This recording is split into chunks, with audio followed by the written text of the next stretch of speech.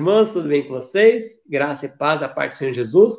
Mais uma lição da Escola Sabatina. Louvado seja Deus.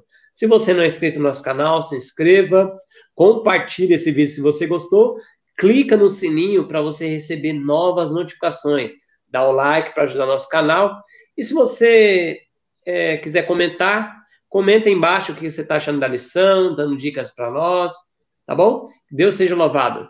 E hoje conosco aqui temos 3 irmãos. Irmão Potágoras, da Bahia. Prazer muito grande estar com os irmãos mais uma vez. Irmão Mário, aí de São Paulo. Muito prazer estar com vocês. Que Deus os abençoe. E o irmão Valdomiro, aí no Paraná, né? Feliz sábado para todos e um prazer estar aqui. Amém. Amém. Então, irmãos, gostaria de convidar o irmão Mário para fazer uma oração, irmão? Por favor. Ok, vamos fechar nossos olhos? Querido Senhor, santificado seja o teu nome. Muito obrigado pela oportunidade e o privilégio de repartir a tua palavra com as pessoas, Senhor Deus.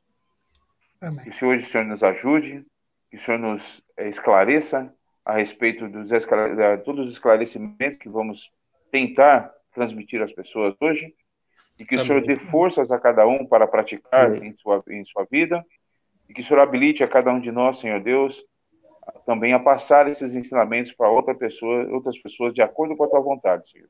Amém, Deus. Pedimos o teu Espírito Santo, em nome do Senhor Jesus. Amém. Amém. Amém, Senhor. Muito bem, meus irmãos. Hoje a lição número 12, lidando com passagens bíblicas difíceis. E o texto para nós dar o início aqui está em 2 Pedro, capítulo 3, verso 15 e 16. E tende por salvação a longanimidade de nosso Senhor, como igualmente nosso amado irmão Paulo vos escreveu, segundo a sabedoria que lhe foi dada, ao falar acerca de assuntos como de fato costuma fazer em todas as suas epístolas, nas quais há certas coisas difíceis de entender, que os ignorantes e instáveis deturpam, como também deturpam as demais escrituras, para a própria destruição deles. Olha, irmãos, então, vamos fazer a introdução da lição, irmão Potágoras? Olha, irmão Alexandre, mais uma vez é um prazer estar com os irmãos, né? Estudando a lição da Escola Sabatina. E veja que começa com a citação nessa lição que já na época de Paulo havia pessoas desse tipo, não é? Que deturpavam a palavra de Deus, pegavam passagens que o próprio Pedro classifica como difíceis de entender, não é? E será que, se naquela época tinha isso, será que nessa época não tem isso? É a pergunta que eu gostaria de fazer para vocês. Olha, a lição vem falando sobre pontos difíceis. E eu gostaria de fazer uma pergunta a todos vocês que estão em casa, a todos vocês que estão nos ouvindo. Quem nunca chegou em um ponto difícil da Escritura? Quem nunca leu a palavra de Deus, chegou ali em um ponto e que não conseguia dar uma explicação? Ou às vezes vai num debate, ou numa conversa com uma pessoa que é ateu, ou alguma pessoa que talvez está afastada da igreja, e essa pessoa abre a palavra de Deus e mostra, tá vendo? Olha aqui um texto. E às vezes, na hora de pronto, nós não temos uma resposta para esse texto. Então, exatamente esse é o tema da semana. Nós vamos discutir, nós vamos estar falando exatamente sobre isso. Agora, o problema que tem que ser colocado aqui é o que vai nos definir aí como cristão, como vencedores, não é aparecer ou não textos difíceis das Escrituras. O problema é como você vai reagir frente a esses textos difíceis.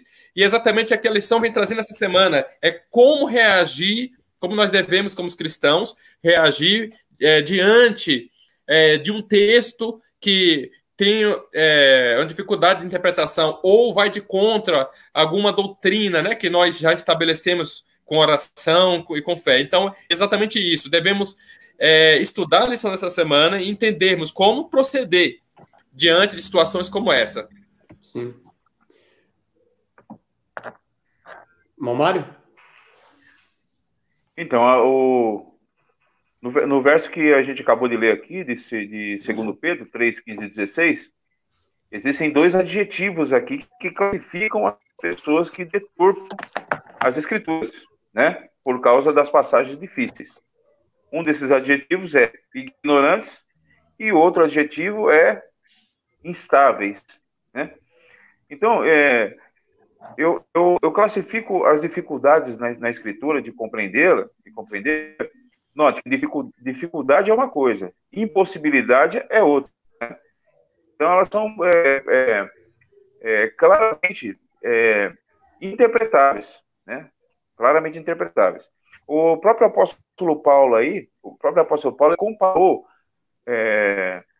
a igreja com o corpo humano, né? Fez várias referências com o corpo humano, né? Com relação à palavra de Deus, com relação à igreja. O corpo humano, ele só consegue um vigor físico através do quê? Através de esforço, né? Ele tem que ter um esforço físico para o corpo se exercitar e fazer com que os músculos ali se revigorem, né? Se tornem vigorosos. E eu acredito que as dificuldades na palavra de Deus são a mesma coisa. Existem essas dificuldades que é para trazer vigor espiritual, né? Então, a dificuldade é justamente para fazer com que eu e você, nós cavemos cada vez mais fundos, tenhamos realmente essa dificuldade, para que possamos dar valor quando encontramos esse tesouro maravilhoso. É assim que Jesus descreveu a palavra de Deus, né? Sim. Que ela é conseguida com esforço, né? As passagens difíceis, elas são boas para nós, elas não são ruins, elas são boas para fazer com que nós cavemos cada vez mais fundo, e esse exercício de cavar cada vez mais fundo vai trazer vigor espiritual para a nossa alma, né? É assim que eu entendo. Sim. Valdomiro? Irmãos, aqui, sábado à tarde, eu gostaria de destacar uma passagem do Espírito de Profecia de Obreiros Evangélicos, página 105, 106. Na verdade, tem nos comentários da lição, né? Do Espírito de Profecia. Eu, particularmente, eu uso separado, né? A lição eu compro separado, porque eu gosto de guardar os comentários, né? Então, eu compro separado da lição.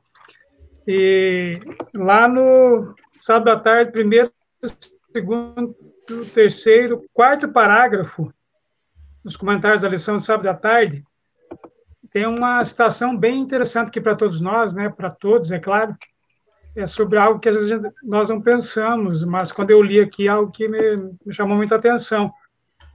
Alguns que estão ensinando a verdade presente, não é qualquer um, alguns que estão ensinando a verdade presente são tão deficientes no conhecimento da Bíblia que lhes é difícil citar corretamente um texto de memória. Isso é importante para nós no fim dos tempos agora, porque vai chegar um tempo, e está bem próximo, que nós não teremos o texto bíblico em mãos como nós temos hoje, ou através de várias Bíblias em casa, ou de um acesso fácil pela internet, ou até do próprio celular. Então, memorizar os textos bíblicos. É interessante isso, ele continua dizendo, confundindo-se assim desastradamente como fazem, estão pecando contra Deus, torcem as Escrituras e fazem a Bíblia dizer coisas que nela não se acham escritas. Se você não, que ela diz aqui, não citam corretamente o texto bíblico. Então, para nós é importante a gente saber, porque nós vamos ser questionados logo, né? Por que se guarda o sábado? Guarda o sábado porque é o quarto mandamento, mas onde que está? Tá, mas onde que está o contexto? Jesus guardou, mas onde que está que Jesus guardou? Então, nós estamos chegando nesse ponto bem crucial agora da história, né? Nossa aqui na Terra, que nós precisamos ter essas passagens na memória, né?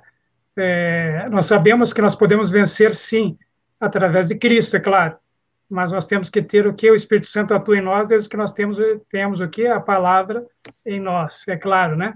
Então, quando você tem uma passagem difícil, requer mais o quê?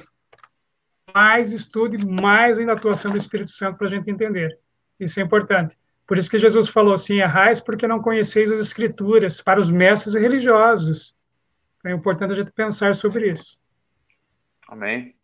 Ou seja, resumindo então um pouco o que o irmão falou aí, então existe uma classe que é exatamente por falta de conhecimento, né? Às vezes por negligência nossa do estudo da palavra, enquanto existe uma outra classe que às vezes estuda, que foi o que o irmão Mauro já falou, que a pessoa estuda, mas existe pontos que há a necessidade de cavar um pouco mais, mesmo você não sendo uma pessoa negligente no estudo, mas você necessita cavar um pouco mais, e aí você acaba crescendo, né? Crescendo na fé, crescendo com Deus. É bem interessante notar que os possíveis pontos, né? Por que não se está interpretando correto, por que existe um ponto difícil de interpretar.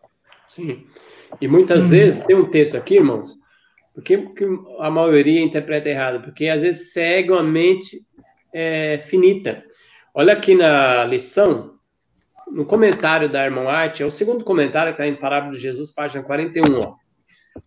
Desviando-se da palavra de Deus para alimentar-se com o escrito de homens não inspirado, a mente se deprecia e rebaixa, não é levada em contato com os profundos e amplos princípios da verdade eterna. A inteligência se adapta à compreensão das coisas que lhes são familiares. E nessa devoção às coisas finitas, ela é debilitada. Seu poder limitado e, no decorrer de algum tempo, torna-se inapta para se expandir. Então, como o Mário também comentou, a mente não pode se expandir. Por quê? Porque as pessoas só estão lendo artigos que não são inspirados, de doutores, como o irmão Valdomiro citou, segue líderes, como os fariseus. Então, a pessoa não consegue expandir a mente, que ela só está comendo um alimento mastigado. E ela tem que ir para o fruto verdadeiro, que é Bíblia e o Espírito de Profecia. Integral, né? Exatamente. Louvado seja Deus. Então, Amém. Vamos lá para domingo. Possíveis razões para aparentes contradição. Irmão Mário, pode ler para nós aí, irmão? 2 Timóteo 2, versos 10 e 15. Você está com a Bíblia aí? Sim, estou. 2 Timóteo 2, capítulo 2, versos 10 a 15. Vamos lá. Está aqui. Pode ler. 2 Timóteo, capítulo 2, verso do 10 até o 15. Isso. Por este motivo, tudo suporto por amor dos eleitos, para que também eles alcancem a salvação que está em Cristo Jesus com glória eterna. Fiel é esta palavra. Se já não morremos com ele, também com ele vivemos. Se já morremos com ele, também com ele viveremos. Se perseverarmos com ele, também reinaremos. Se o negarmos, também ele nos negará. Se somos infiéis, ele permanece fiel, porque não pode negar-se a si mesmo. Verso 14. Lembra-lhes estas coisas, ordenando-lhes diante do Senhor, que não tenham contendas de palavras, que para nada aproveitam, exceto para a subversão dos ouvintes. Procura apresentar-te a Deus aprovado, como obreiro que não tem de que se envergonhar, que maneja bem a palavra da verdade.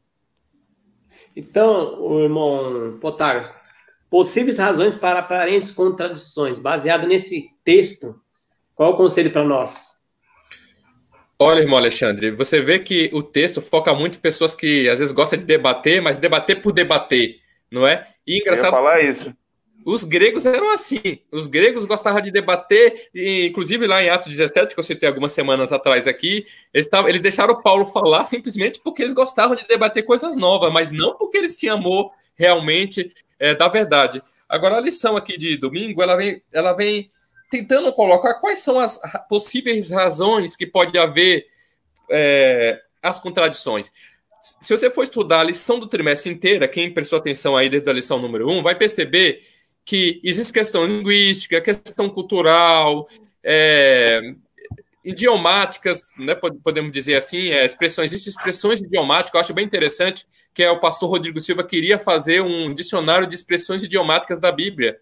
O nosso dia a dia é cheio de expressões idiomáticas. Veja, várias vezes a gente fala, eu estou morto de fome, estou morto de cansado, isso é uma expressão idiomática. Se alguém for traduzir, ela vai falar morto, como morto pode falar, não é?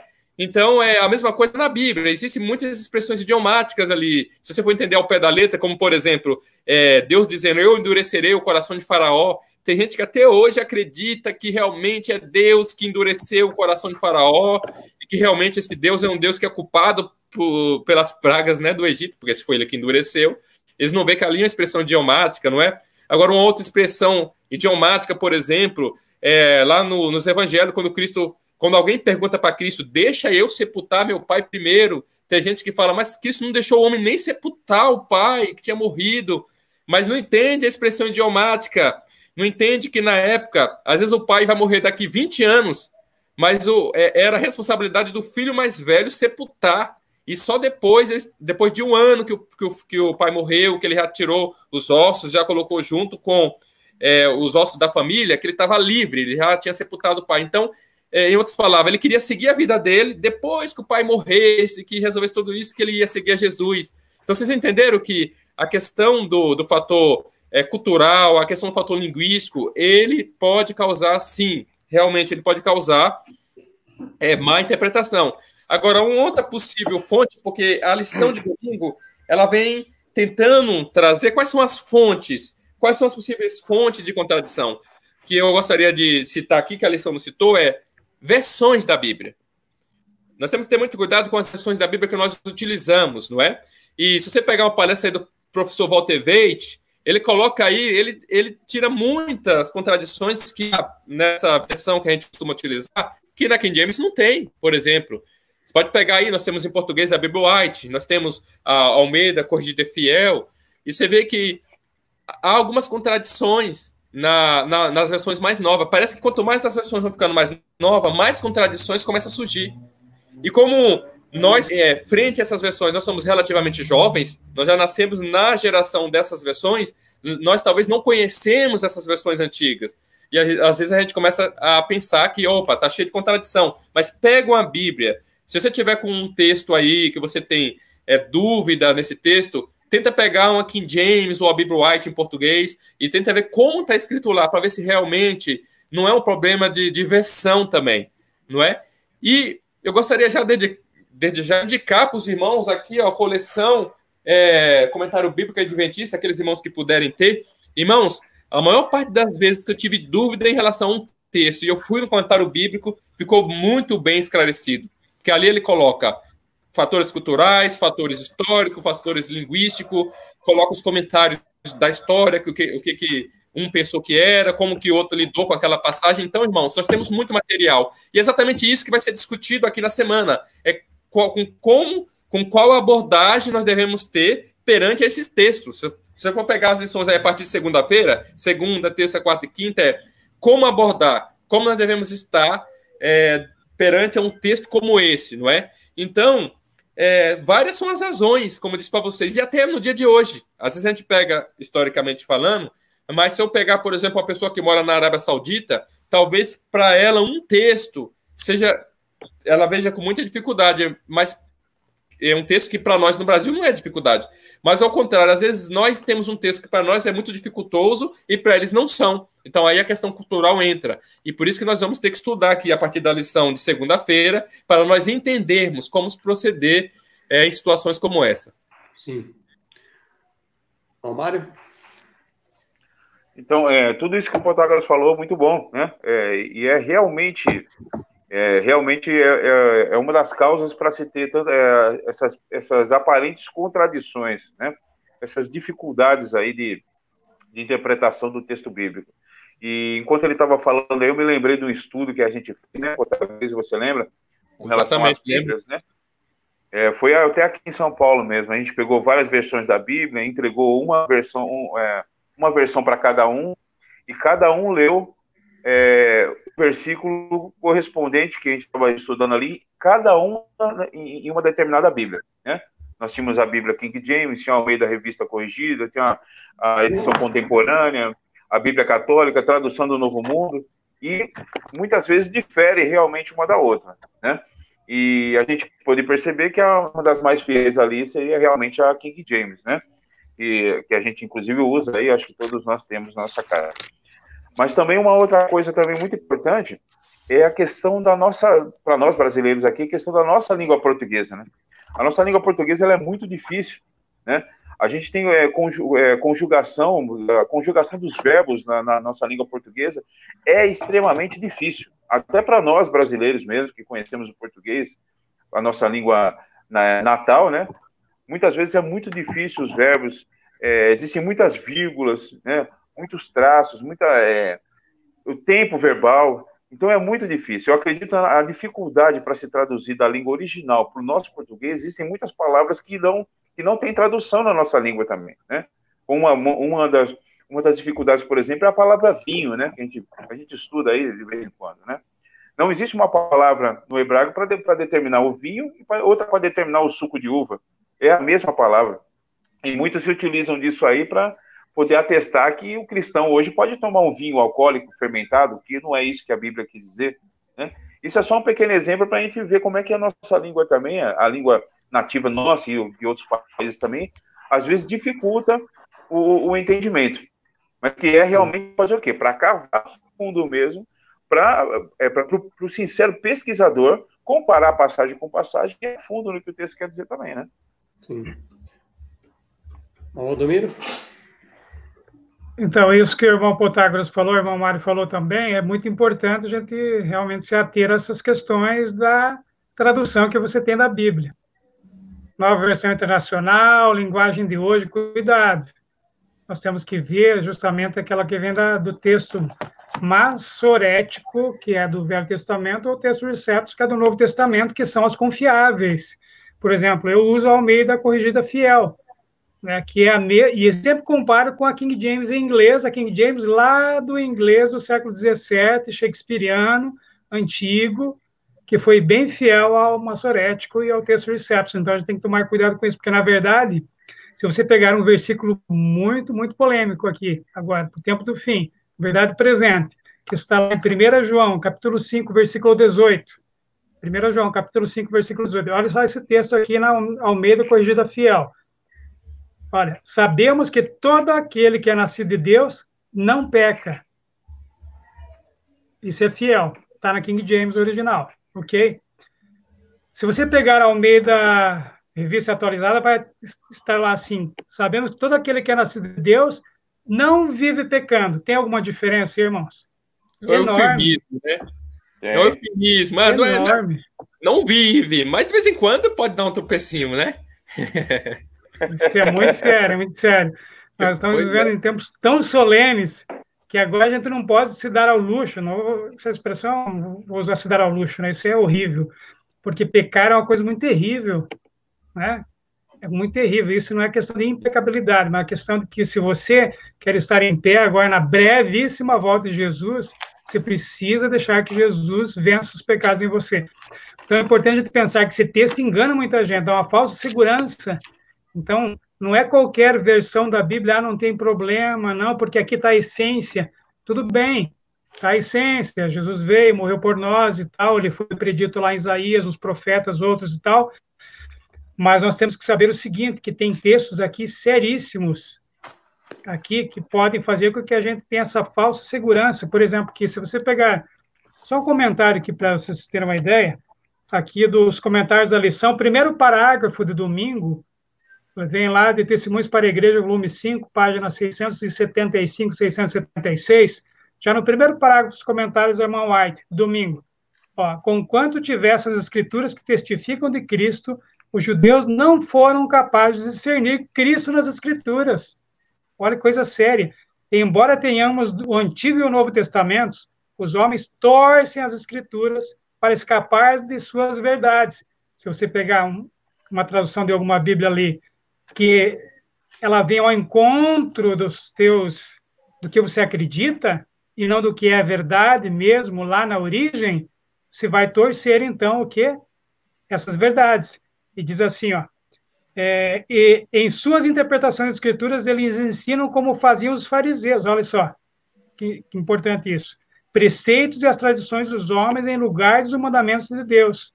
Nos dias de Cristo, os dirigentes religiosos haviam por tanto tempo apresentado ideias humanas diante do povo que os ensinos de Cristo se opunham em todo sentido às suas teorias e práticas. Hoje é muito comum você ver os doutores da lei citando filósofos e filósofos e filósofos, ateus, muitas vezes, e não citando os profetas da Bíblia ou a nossa profetisa Ellen White. Isso é muito sério, porque aqui está falando que eles ensinavam o quê? Esses preceitos humanos. Então, eles iam até o quê? Eles iam apresentando ideias humanas. Como que você testifica se alguém está apresentando ideias humanas ou não? Conhecendo a Bíblia Sagrada através de uma versão confiável. Porque senão, se você for confiar, por exemplo, nas ideias humanas ou em títulos, me desculpe, mas aí vocês vão estar ignorando dois personagens importantíssimos da Bíblia. O primeiro, é claro, é nosso Senhor Jesus Cristo, que nunca estudou numa instituição oficial. Ou antes dele, eu diria, mas segundo, abaixo dele, João Batista, que não é o maior nome nascido mulher, diz Jesus, do que João Batista. O que estou querendo dizer? Não é para estudar a Bíblia, não é para fazer teologia? Não, não falei isso. Eu falei que só que tem que tomar muito cuidado com a neoteologia, com a teologia pós-moderna, com a nova teologia. Porque que nós estamos estudando o que agora? Possíveis razões para aparentes contradições. Se você confiar na nova teologia, você vai encontrar muitas contradições naquilo que está na Bíblia e naquilo que está no Espírito de Profecia, que você acredita. Por quê? Porque entrarão o quê? As ideias de homens. Sim. Então vamos lá para a segunda abordagem, sincera e cuidadosa. Potágoras, lê para nós Provérbios 2:7. O irmão Valdomiro vai ler 1 Timóteo 4:16. Eu vou ler 1 Coríntios agora, 29:17. Aqueles que têm a Bíblia podem acompanhar. 1 Coríntios 29, verso 17.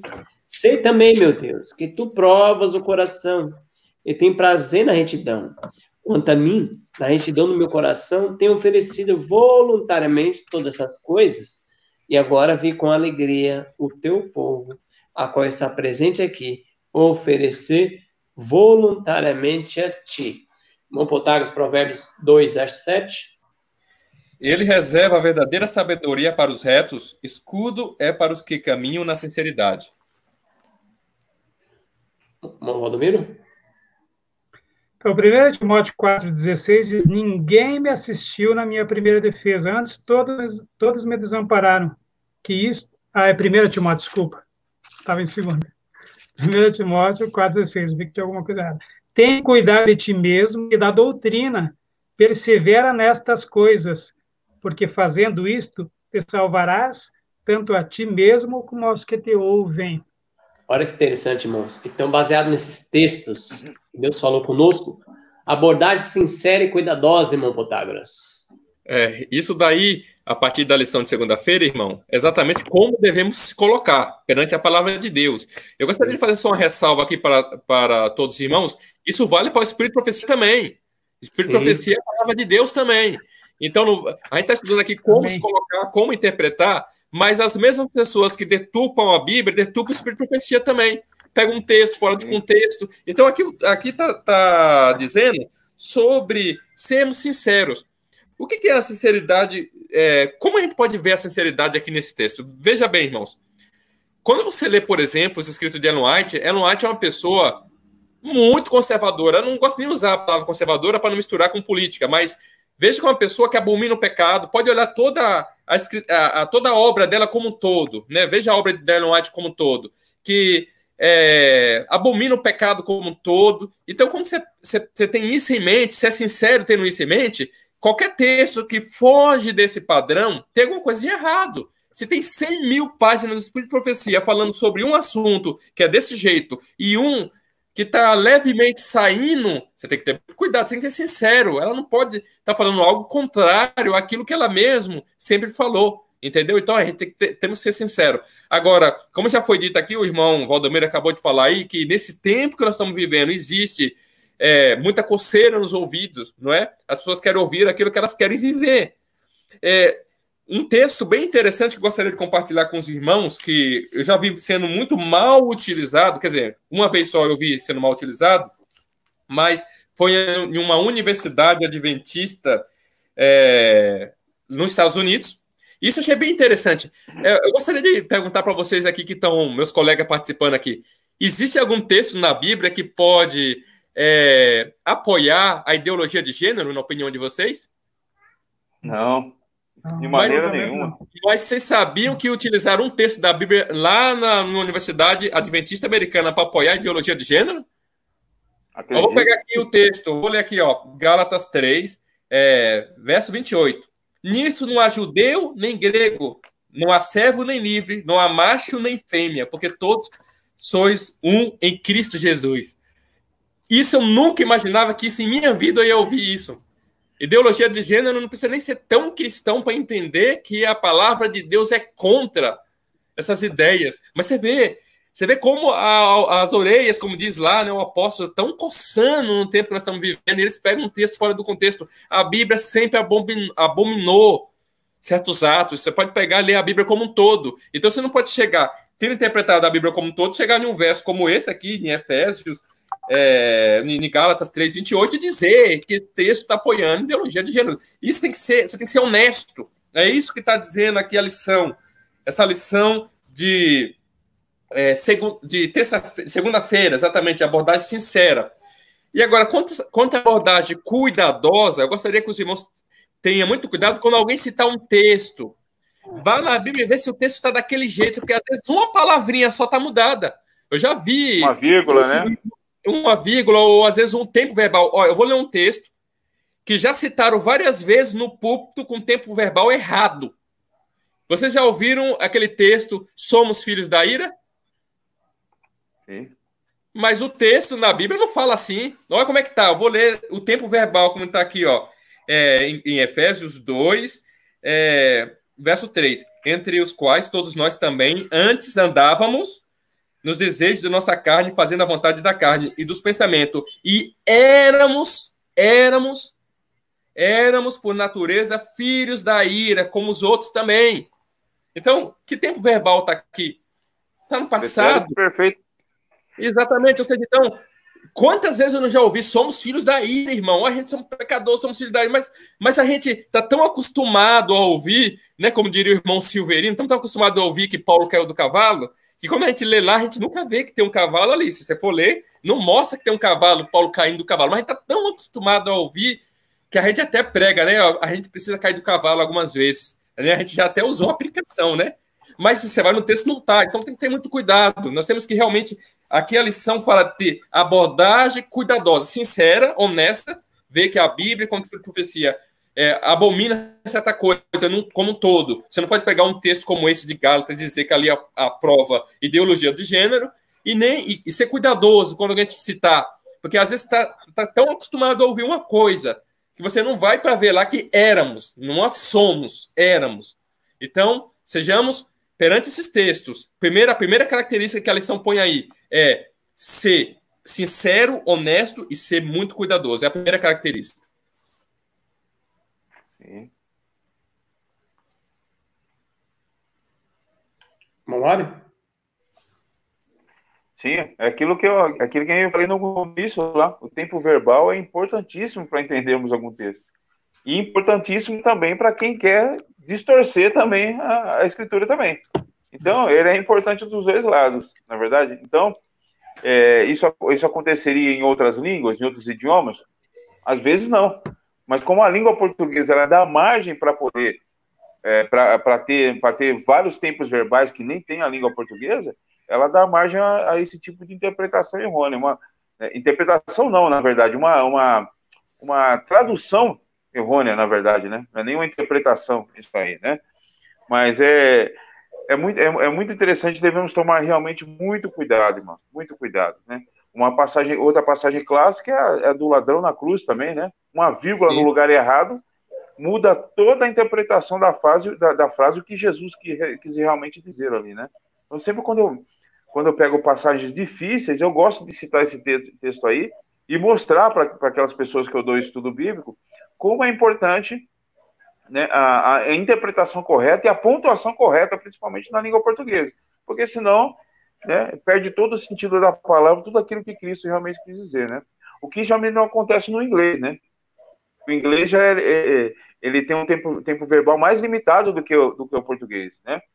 Então, tanto faz o verbo tá para ele, ela, tu, ou nós, ou vós, é o mesmo verbo, é a mesma forma de se escrever.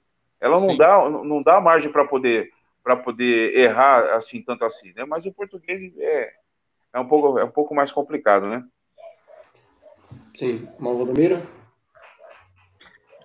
Pois é, a gente continua falando dessas questões de que você tem que realmente confiar na palavra de Deus, não distorcida, não manuseada ali do jeito que você quer e tal, manipulada, porque isso é muito sério, porque o próprio inimigo, irmãos, o próprio inimigo usou a palavra de Deus na tentação do deserto com Cristo. Então, a gente tem que tomar cuidado, porque, olha, o inimigo prega, o inimigo ora. Isso é muito sério. Isso é sério. Muito sério. Porque aqui nós temos, olha só que interessante isso daqui, ó. Sempre que os homens não estejam, Espírito de Profecia, lá Testemunhos para a Igreja, volume 5, lá está no terceiro parágrafo de segunda-feira, dos comentários. Testemunhos para a Igreja, volume 5, páginas 704 e 705. Ó, sempre que os homens não estejam buscando na palavra e nos atos estar em harmonia com Deus, então, por mais eruditos que sejam, estão sujeitos a errar em sua maneira de entender as Escrituras, e não é seguro confiar em suas explanações. Então, nós devemos conhecer a Deus por nós mesmos. Conhecer a Deus por nós mesmos através da Bíblia Sagrada e do Espírito de Profecia. O Espírito de Profecia também é mal usado, até como o irmão Protágoras falou anteriormente. Ele é mal usado muitas vezes, porque muitas vezes são usados textos isolados, excertos, né? Você recorta aqui, recorta lá para defender a sua ideia. E principalmente quando se tem esses embates, que o próprio Espírito de Profecia fala que a gente não deve entrar em embate. Porque, na verdade, você tem que defender a verdade através da própria Bíblia e Espírito de Profecia. É interessante você pensar assim que eu posso recortar um texto do Espírito de Profecia, né? E defender uma ideia errada, porque está descontextualizado. Isso é muito importante. Agora, quando você pega, por exemplo, uma passagem bem séria, que pouquíssimos citam, que é: não vos assenteis na cadeira de Satanás, dizendo que é impossível parar de pecar. Você já viu essa citação? Já. Quantos têm citado isso no púlpito? Muito Quantas pouco, pessoas né? têm... Quantas pessoas têm tentado abrir os ouvidos, os olhos, o coração dos nossos queridos para saber que nós, quando falamos que é impossível parar de pecar, não é a nossa voz, é a voz de Satanás. Não os assenteis na cadeira de Satanás, dizendo que é impossível parar de pecar. É isso que o inimigo quer que nós pensemos. Por que a gente está falando isso? Porque a gente está aqui, lida com as dificuldades com cuidado. Né? Que dificuldades que você tem? Você tem dificuldades ali? Cuidados, temos que ser bereanos, mas bereanos no real sentido da palavra. O real sentido da palavra. E não só bereanos em relação à Bíblia Sagrada, mas também em relação ao Espírito de Profecia. Quando eu li aqui, 1 Timóteo capítulo 4, versículo 16, Paulo diz para Timóteo: tem cuidado de ti mesmo e do quê? Da doutrina. Da doutrina. Nós temos uma doutrina única que se difere no quê? Na doutrina do santuário, e graças a Deus nós temos o Espírito de Profecia, nós temos o Espírito de Profecia, que é o testemunho de Jesus, comprovadíssimo, né, dos escritos da irmã White, tá? E que nós temos que tomar muito cuidado, porque o último grande engano de Satanás, diz o Espírito de Profecia, é negar os testemunhos, é desmerecer os testemunhos. Devemos sempre ler a Bíblia e tendo como comentário bíblico nosso o quê? Espírito de Profecia. Eu sempre digo assim, o Alexandre sabe que eu já falei isso uma vez, a gente conversou. Se eu ler a Bíblia assim, eu que uso óculos, eu não vou conseguir enxergar muita coisa.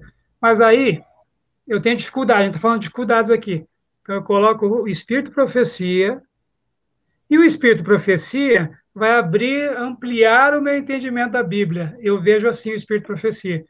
E ele amplia muito, detalha como que nós temos que viver, principalmente agora, o estilo de vida do cristão no tempo do fim. Glórias a Deus por isso. Amém. Glória a Deus. Amém. Então, continuando, terça-feira, abordagem humilde, né? Irmão Mário, pode ler segundo Crônicas 7,14.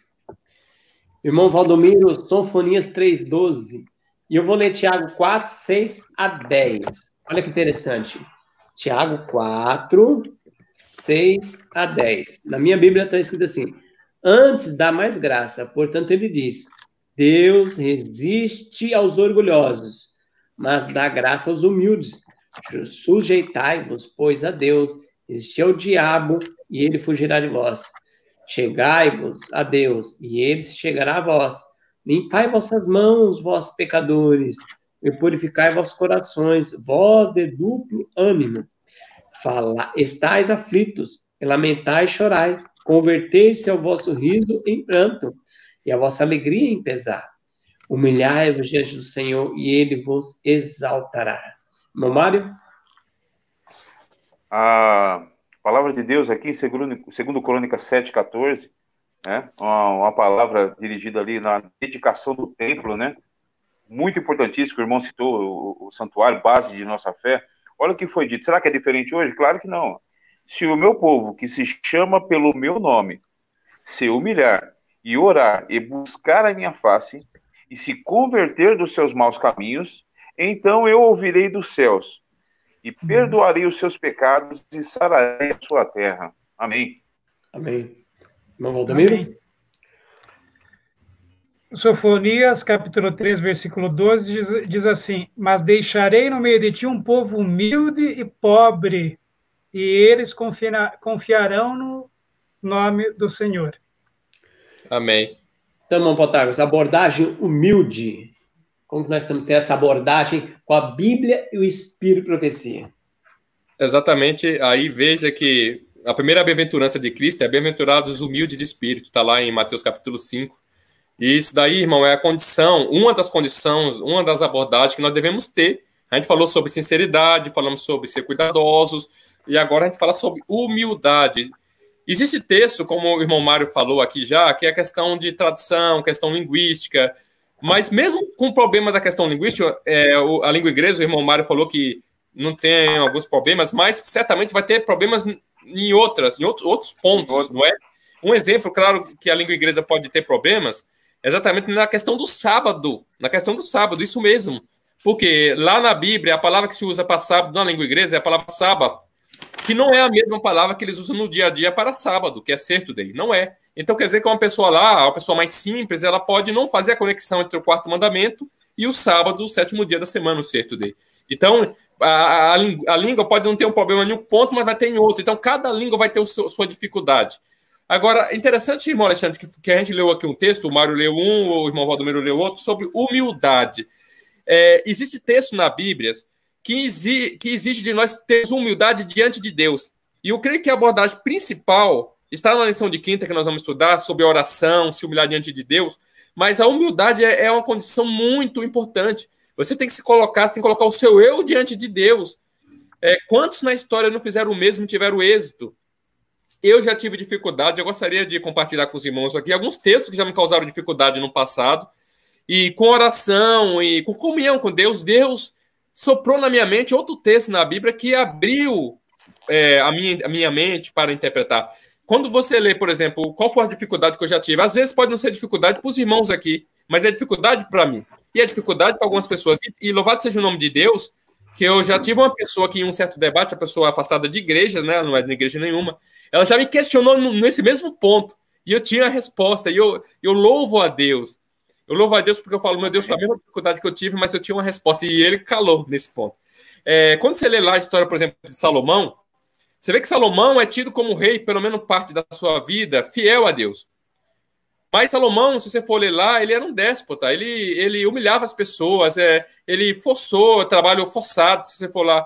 Tanto é que quando ele morre, o filho dele, Roboão, você tem Jeroboão como líder de sindicato, vamos dizer assim, vindo até ele falando, ou você ameniza ou a coisa vai ficar feia. E foi assim que houve a separação, né, entre as tribos.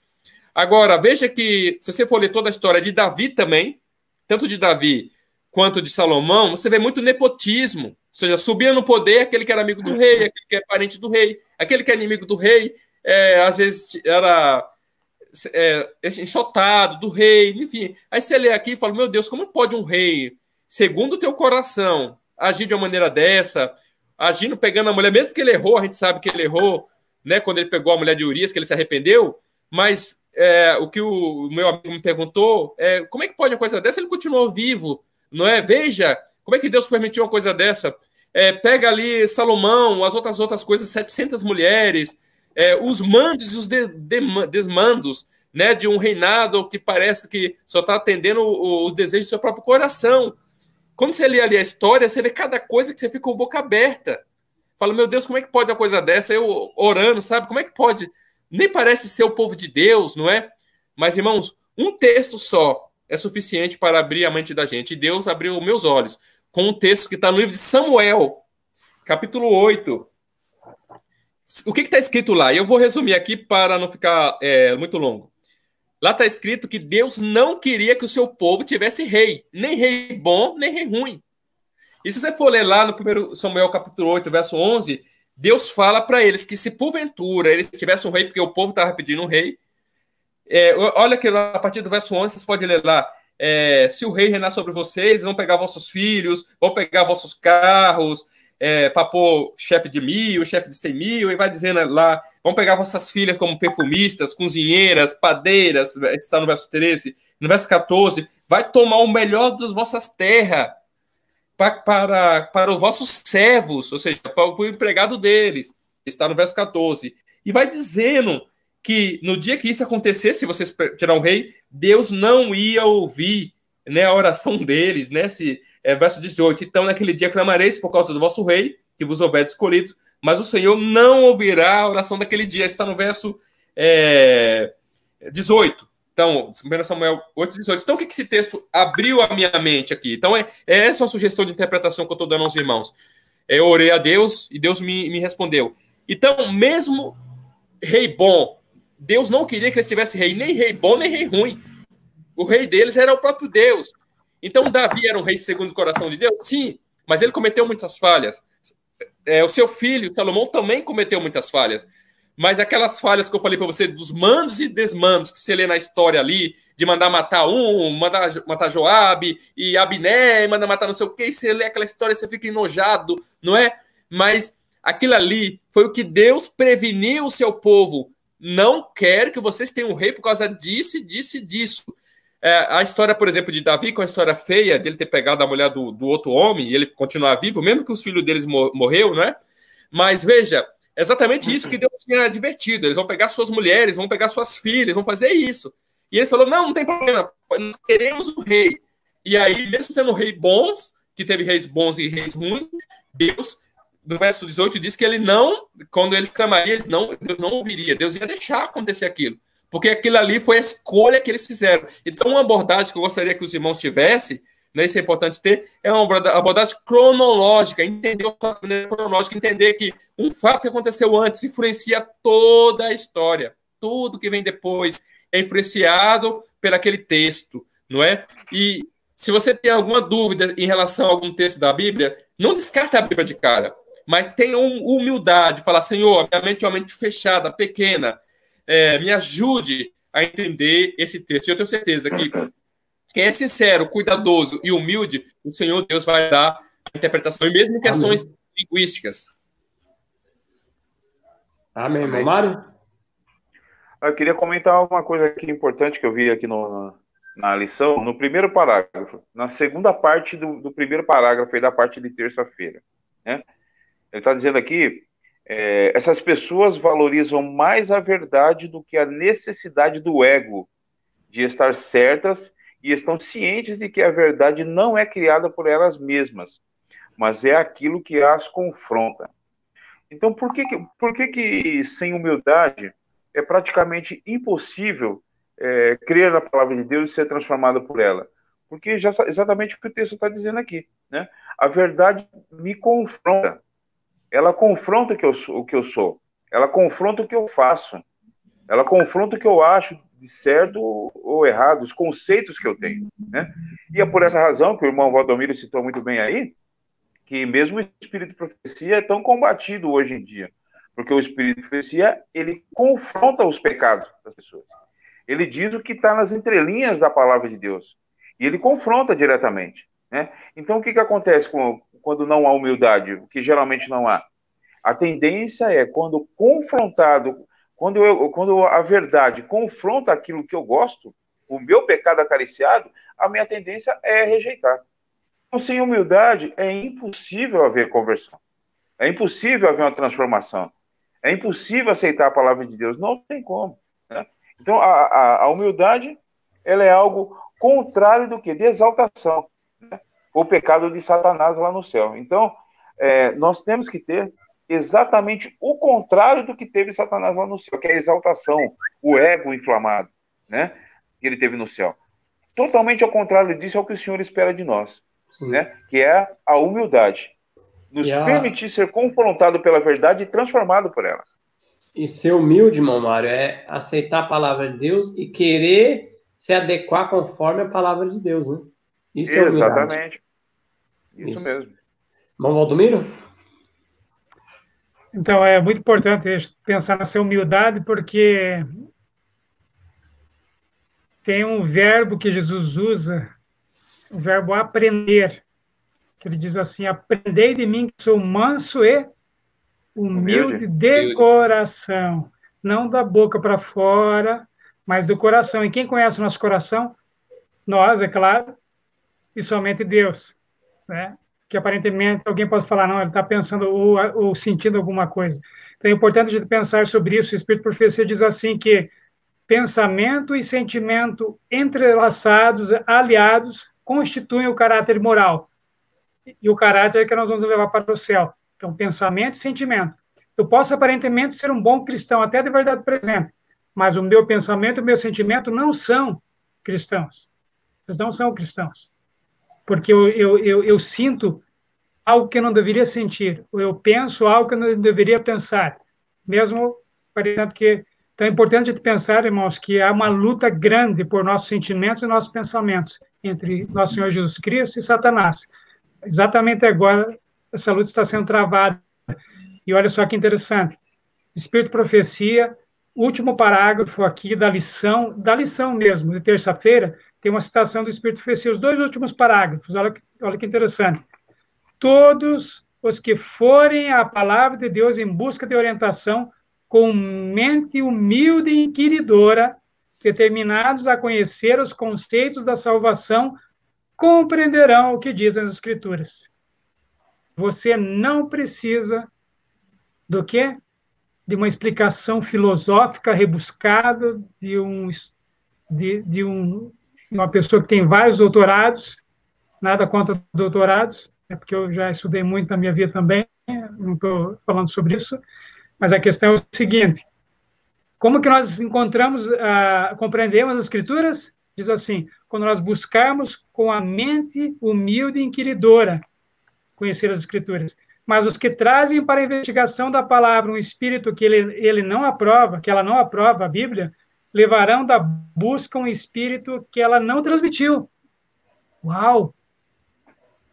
Se você for com um espírito que não aprova, você vai levar da Bíblia um espírito que não transmitiu. Por isso que tem os mestres da lei, os doutores da lei da época de Jesus, que estudavam as Escrituras. Mas não era com o Espírito de Cristo. E que espírito que eles tinham não era o de Cristo. Tanto que crucificaram a Cristo. Olha só que coisa terrível. O Senhor não falará uma mente indiferente. Ele não despediça sua instrução com quem é voluntariamente irreverente ou impuro. Mas o tentador educa toda a mente que se entrega às suas sugestões e está disposta a tornar sem nenhum efeito a santa lei de Deus. E terminando aqui a citação, precisamos humilhar nosso coração e, com sinceridade e reverência, buscar a palavra da vida, pois apenas a mente humilde e contrita pode ver a luz. Olha só, a mente humilde e contrita pode ver a luz. Humildade tem muito a ver, tem uma relação muito grande com o quê? Que a gente fala que a gente se arrepender dos pecados, confessar e abandonar. A humildade está diretamente relacionada ao abandono. Porque a partir do momento que eu me humilho diante de Deus e falo: olha, Senhor, eu sou um miserável, um pecador. E sem o Senhor eu não consigo vencer. O Senhor me conhece, conhece o meu coração. E se o Senhor não habitar em mim, eu não posso vencer. É rasgar o coração, não as vestes hoje para Deus. E falar assim: o Senhor, eu não quero mais pecar. Tira isso de mim. cumpra em mim o que está em Ezequiel, capítulo 36, versículo 26. Me dê um coração de carne, tira esse coração de pedra, que o teu Santo Espírito habite em mim, para eu andar nos seus estatutos, nos seus juízos. São promessas de Deus que nós temos que reclamar na Bíblia Sagrada. Amém. Não tem a ver comigo, Valdomiro, que eu não posso nada. Tem a ver com Cristo, Ele que o prometeu. Eu vou me humilhar diante dEle e reclamar as promessas dEle com toda referência. E Ele vai fazer a obra. Amém? Glórias a Deus. Deus seja louvado. Amém. Então vamos lá para a quarta, determinação e paciência. Gálatas 6:9 está escrito assim, ó. E não nos cansemos de fazer o bem, porque na estação certa colheremos, se não desistirmos. Então vamos para trás juntos, comentar aí a determinação e paciência. Olha, sempre lembrar os irmãos que tudo isso tem que ser somado, né? A gente falou de sinceridade, a gente falou de ser cuidadosos, a gente falou de sermos humildes, não é? E agora a questão da determinação, ela tem muito a ver com aquele desejo de querer saber qual é a verdade. Se nós somos sinceros diante de Deus, se nosso coração é honesto, devemos ir perante a Deus e colocar a nossa dúvida. Eu gostaria de citar até um texto bíblico aqui que está no livro de Daniel, não é?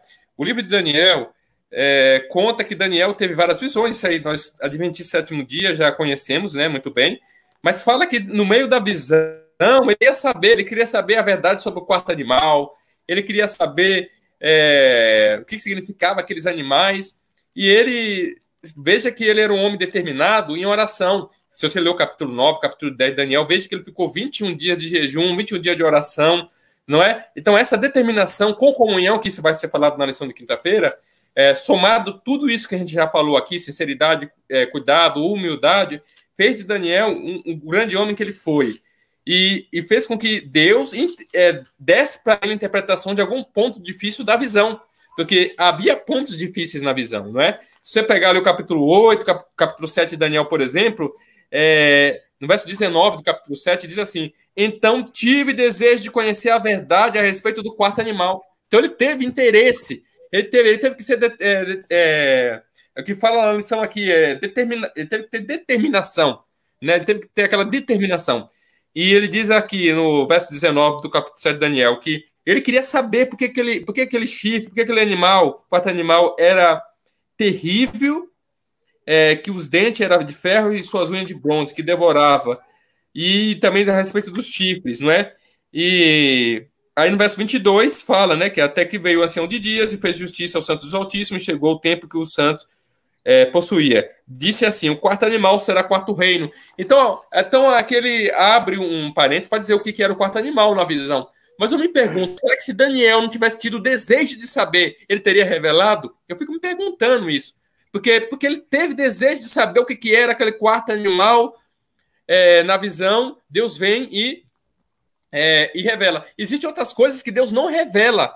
E Daniel se submete. Veja que lá no final, Deus responde para Daniel assim, ó: guarda, sela o livro, porque o saber se multiplicará. Porque Daniel deve ter ficado preocupado. Se eu que estou escrevendo não estou entendendo, imagine os que vêm pela frente, não é?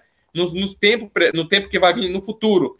Mas Deus acalma Daniel e fala para ele assim: olha, pode ficar calmo, porque o saber se multiplicará. Então, irmãos, a determinação é algo fundamental. Os mileritas, o povo que fundou esse movimento, tiveram grandes decepções. Todos nós conhecemos muito bem as grandes decepções que nossa igreja teve, não é? E nós sabemos que a noite do grande desapontamento não foi uma noite fácil. Realmente foi uma noite de muita tristeza, muito choro, não é? Só que eles passaram a noite fazendo o quê? Nós vamos falar disso já, sobre a oração, mas eles foram eles tiveram determinação. Esse cara ali, lendo o texto, lendo, relendo. Eles não abandonaram e falaram: estamos errados, jogou tudo embora e vamos embora. Não. Esse cara ali, Iron Edson, não é? Iron Edson e outros ali no celeiro, conversando, orando, e lia, orava, e eles tiveram determinação, eles foram determinados. E da manhã, no dia 23 de outubro, andando no milharal, alguns falam que ele teve a visão, outros falam que foi só um insight, de tanto ele ler aquele texto, ele leu, a gente leu que ele sai de um santuário e entra em outro santuário. Aí ele lembrou da pergunta, quem foi que disse que a terra seria o santuário? Porque Miller acreditava que a terra era o santuário, e todos os cristãos da época, protestantes, batistas, todos eles ensinavam que no período pós-cristão, o santuário era a terra. Então, se o santuário era a terra, então, quando fala que ele ia entrar no outro compartimento do santuário, então, esse só poderia ser a terra. Então ali no momento, ali no insight, opa, mas quem foi que disse que a terra é o santuário? Tem algum texto? Não tem. Aí não será o segundo compartimento que o sumo sacerdote entrava?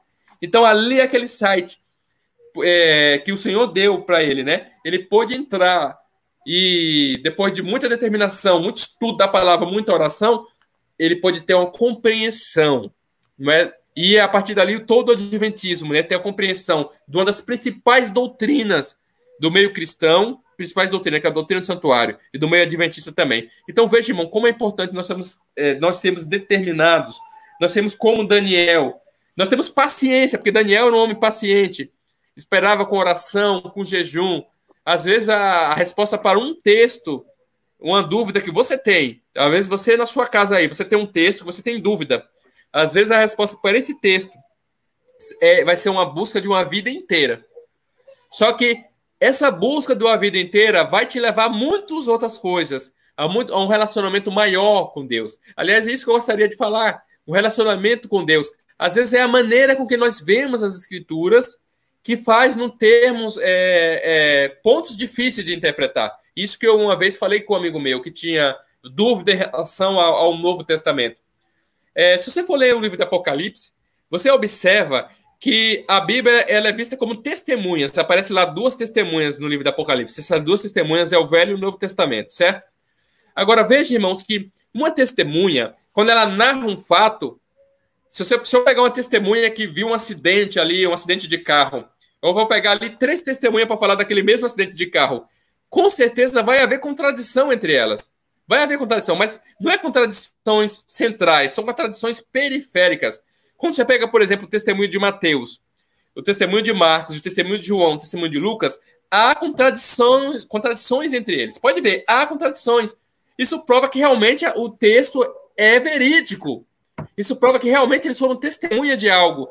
Porque só não existe nenhuma contradição periférica quando as pessoas se sentam e combinam. Nós vamos falar assim, assim, assim, assim. Tem juiz que quando pega todo mundo falando exatamente a mesma coisa, ele já desconfia. Eles combinaram, esse discurso foi combinado. Porque quando é a testemunha falando, ele sempre vai ter o colorido deles, vai pôr uma coisinha aqui, uma coisinha ali, que não é, que vai entrar em contradição com o outro. Porém, o ponto central nunca entra em contradição, entendeu?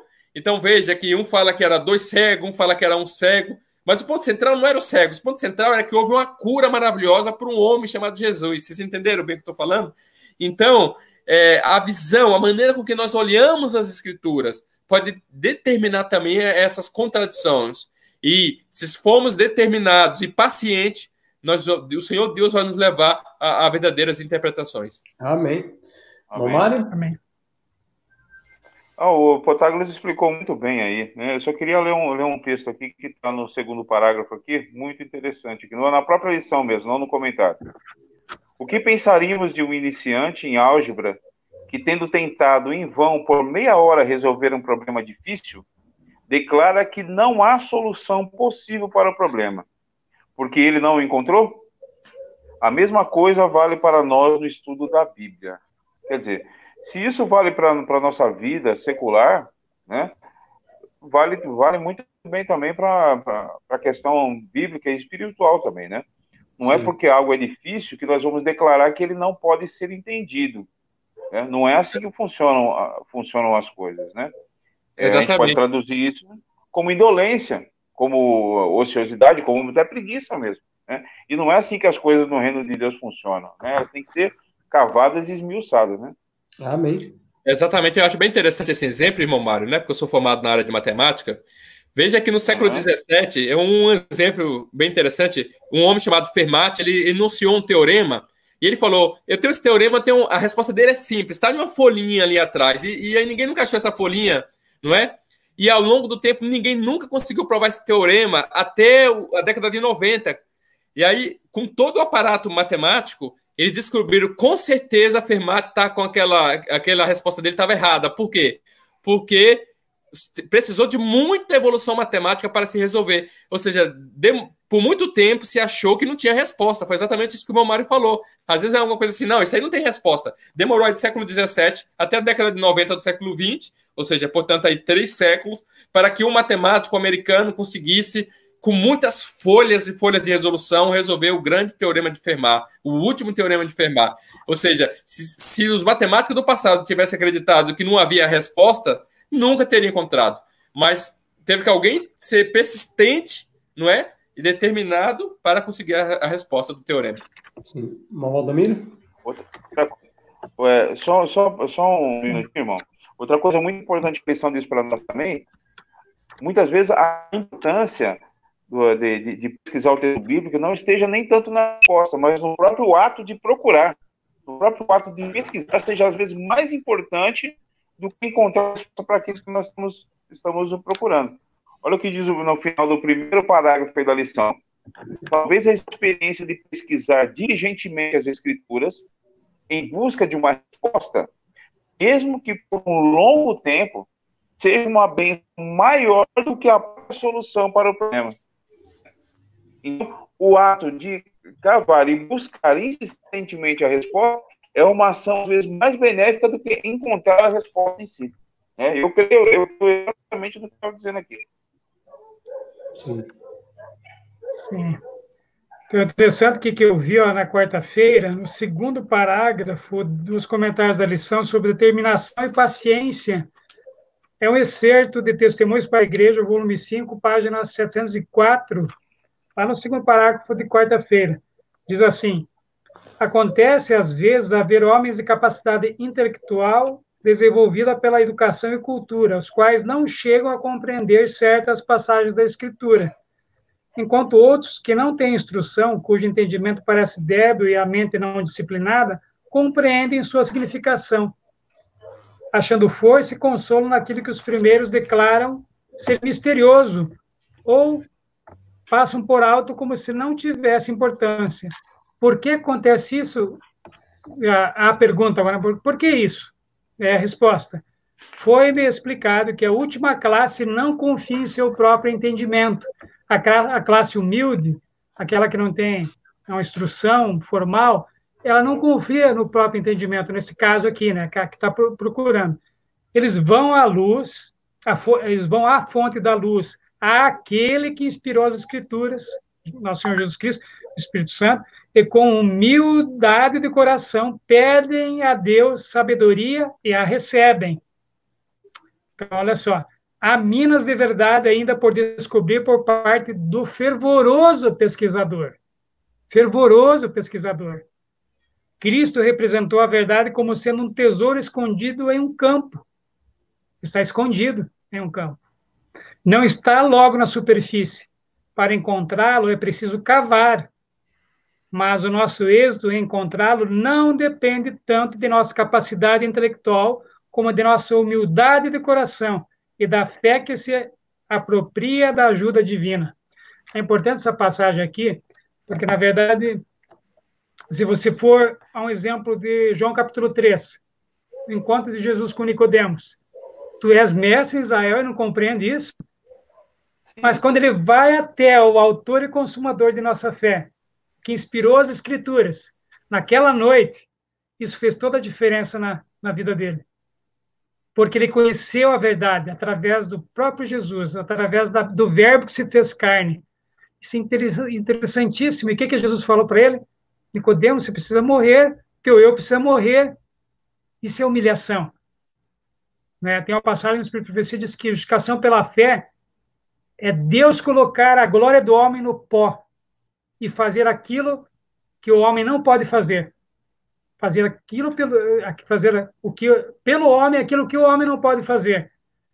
Então, quando se acha que pode alguma coisa, é o grande erro. O povo lá em Israel, lá no antigo Israel, tudo faremos, Senhor. No dia seguinte estavam caindo em pecado, desonrando a Deus, se rebelando contra Deus.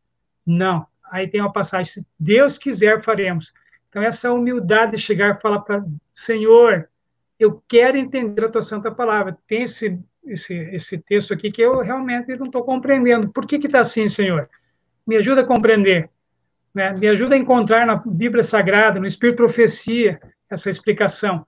Porque, na verdade, quando a gente vai até a Bíblia Sagrada, a gente está querendo o quê? Um alimento espiritual. Para que esse alimento espiritual? Né?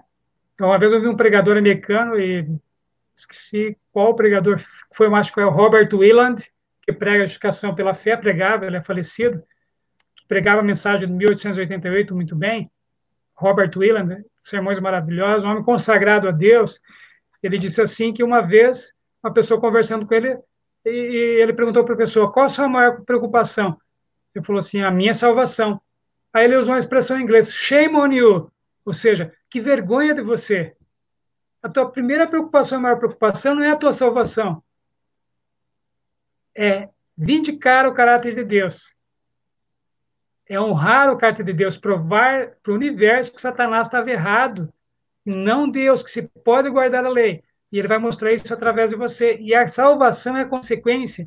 E também, você deve se preocupar. E quando você tem essa consciência, que você tem essa relação com Cristo, de compreensão disso, você vai se preocupar, sem perceber, você vai estar mais preocupado com o quê? Vindicar o caráter de Cristo, é claro, e também com a salvação dos outros, de almas.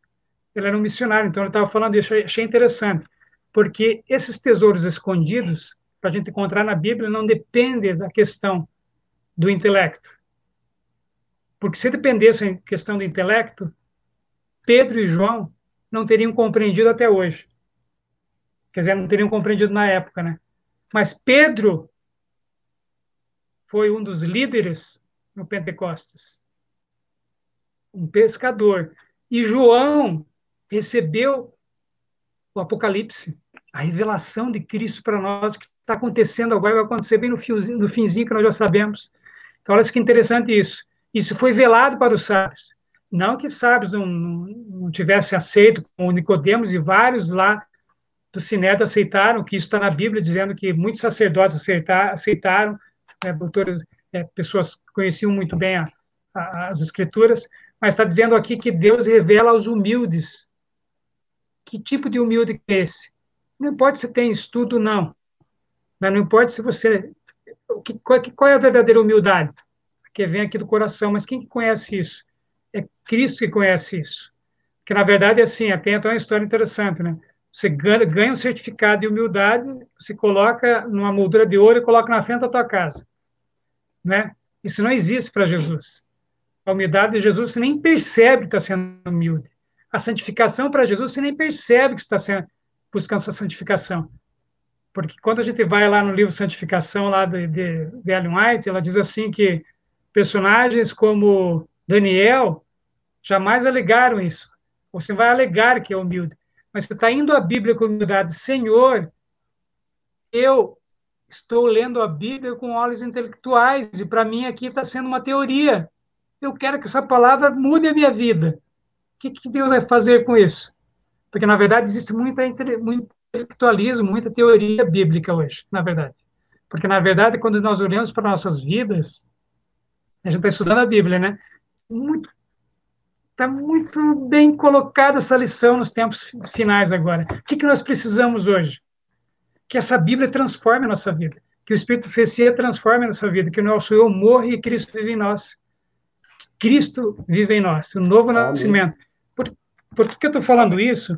Que, na verdade, aqui na quarta-feira, o que a gente estava falando mesmo? Estava falando sobre determinação e paciência.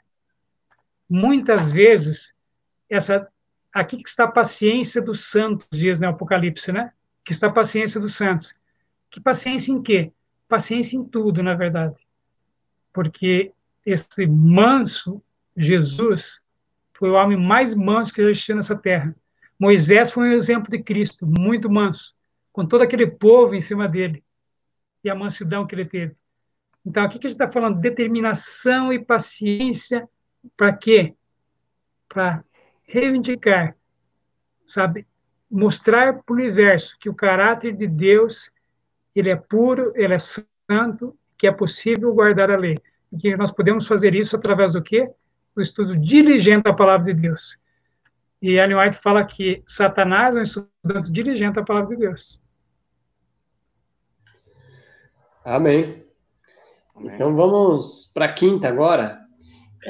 O Protágoras pode ler Atos 8:35 e o irmão Mário Atos 15, do 15 a 16. E eu vou ler Atos 17:11. 17:11 diz assim, ó. Estes foram mais nobres do que os de Tessalônica, pois receberam a palavra com toda prontidão, de mente, examinando diariamente nas Escrituras se essas coisas eram assim. Vamos, Protágoras? Atos 8, verso 35. Então Felipe, abrindo a sua boca e começando nessa escritura, lhe anunciou a Jesus. Bom, Mário, Atos 15 a 16. E com isto concordam as palavras dos profetas, como está escrito: depois disto voltarei e reedificarei o tabernáculo de Davi, que está caído. Levantá-lo-ei das ruínas e tornarei a edificá-lo. Então vamos começar com um Protágoras, irmão. Abordagem bíblica com espírito de oração. Exatamente isso que a gente já falou aqui durante todos os dias da semana, né, que a gente estudou, é que o povo de Deus tem que ser um povo de oração, tem que ser um povo de comunhão. E se você tem alguma dúvida na palavra de Deus, se você tem alguma dúvida, algum trecho do Espírito de Profecia, tem que ser resolvido com Deus em oração. Tem que ser. E outra coisa, quando fala abordagem bíblica, está querendo dizer que tem que submeter aos textos a totalidade das escrituras. Se você submete o texto à totalidade da escritura, não vai ter aberração como aquela lá de Gálatas 3:28, né, defendendo ideologia de gênero. Então, você tem que pegar, submeter todo o texto, tanto da Bíblia quanto do Espírito de Profecia, a totalidade, não é, do que você leu. E com muita oração. Daniel foi um homem de oração, o povo do livro de Atos ali foi um povo de oração. A nossa igreja, quando tinha dúvida em relação a um certo ponto de doutrina, passava madrugadas de oração. Quem lê aí Primeiros Escritos, quem lê a história aí do nosso pioneiro da Igreja Adventista Sétimo Dia, veja que eles passavam noites orando. Um grande homem muito inteligente ali, o J.N. Andrews, era inteligente, mas ele colocava de lado a sua inteligência e colocava com muita humildade diante de Deus, com muita oração. Ele mesmo diz, né, que trocaria 1000 mentiras por uma verdade. Então, é esse espírito que tem que ser diante do povo de Deus nos últimos dias. Nós estamos vivendo nos últimos dias, somos o povo que menos ora. E quando temos problemas doutrinários, nós não vamos passar a madrugada de oração, não, do contrário, nós vamos passar a madrugada de debate. Não é assim que nós passamos? Mas o Deus pede ter madrugada de oração, de união diante de Deus. Aliás, eu creio que é por isso que talvez Deus, amando o seu povo, que Deus é um Deus que ama seu povo, deixa vir problemas para cima da gente, deixa vir perseguição, deixa vir, às vezes, humilhação diante da gente, dificuldades financeiras, para a gente passar, talvez, madrugada orando. Senhor, me ajuda, Senhor, abre o caminho, Senhor, me dê inspiração, o que eu vou fazer? Porque é exatamente isso que o povo de Deus nos últimos dias precisa, de ter um senso de espiritualidade aguçado, de oração aguçado, porque Satanás tem enganos muito sutis, e com nossa mente caída, né, às vezes nossa mente sem comunhão com Deus, vamos dizer assim, é muito fácil nós sermos enganados com um trecho, com outro trecho, às vezes uma palavrinha aqui, outra palavrinha ali, pode jogar tudo por terra, mas temos que ter muita oração, temos que ter comunhão com Deus, sermos igual a Daniel, não é? E submeter a Deus. É exatamente isso, submissão a Deus. Se Deus não deu entendimento para você agora, ele vai te dar. Tem um trecho no livro de Tiago que diz que se alguém não tem sabedoria, peça sabedoria a Deus, que ele dá sabedoria a todas as pessoas, não é? Então é exatamente isso. Exatamente isso. E essa é a resposta da mais simples. Irmão Alexandre, não sei se você vai lembrar, uma vez a gente estava num grupinho lá do Espírito de Profecia e o irmão tinha uma dúvida que aparentemente era uma dúvida muito complicada. Mas eu lembro que o irmão Alexandre disse, bem assim, que nós vamos orar e o primeiro que abrir a boca vai ser a resposta que vem de Deus. Eu lembro que o irmão Alexandre falou isso. E a dúvida, eu vou contar aqui para vocês, era a seguinte. Um irmão que se converteu à Igreja Adventista, queria guardar o sábado, ele cuidava de cabras, né? Ele cuidava de cabras e esse era o único ganha-pão dele. E a cabra todo dia tinha que tirar leite, senão, se não tirasse leite todo dia, inflamava né? Ia inflamar, né, o peito ali, não sei se pode dizer que é peito da cabra, mas o peito da cabra ia inflamar. Então, logo o irmão perguntou: se eu me batizar na igreja adventista, eu vou poder tirar o leite no sábado para não inflamar? E a gente dobrou os joelhos. E eu lembro que o irmão Ricardo que deu a resposta, ele falou: é simples, deixa os cabritos mamar no sábado. Aí todo mundo riu, porque é uma resposta muito simples. Mas com a oração, Deus inspira, não é? É óbvio que se ele deixasse os cabritos mamar nos outros dias, não ia inflamar, é óbvio, né? Então, deixa o cabrito mamar no sábado e não vai ter o problema com o peito inflamado e ele não vai precisar trabalhar no dia de sábado. Então, a resposta de Deus é muito mais simples do que a gente imagina. Não precisa de filósofo, não precisa de doutores. Não quer dizer que não devemos estudar, mas temos que ser um povo de Deus estudante, mas de maneira simples, com a Bíblia e profecia. Veja, quem foi os valdenses? Quem foram os anabatistas do século XVI? Eram pessoas simples, como está escrito lá em Sofonias, né? Um povo humilde, mas que confiava no Senhor, que era estudante da palavra de Deus, mas de maneira simples. São grandes mestres da teologia, são os grandes teólogos. Aliás, eu indico para vocês um livro chamado Que se assente os teólogos. É um livro que contrapõe os valdenses, os anabatistas, com esses grandes doutores da lei na história, com fator histórico.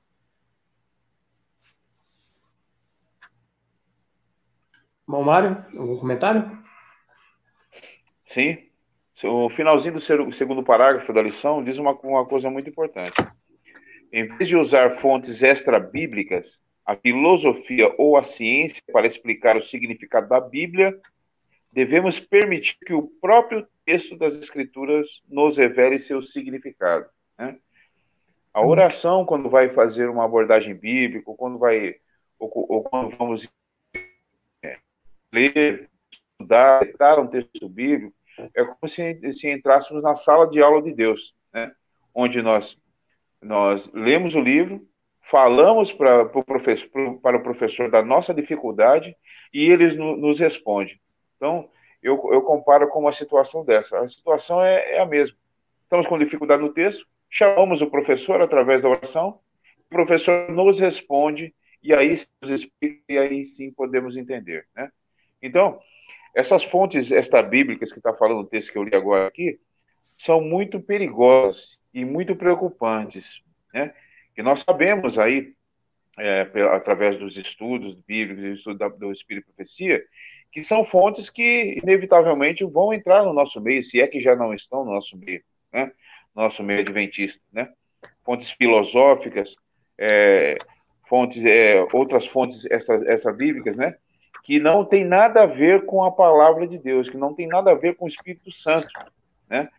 E são muito realmente perigosas, né?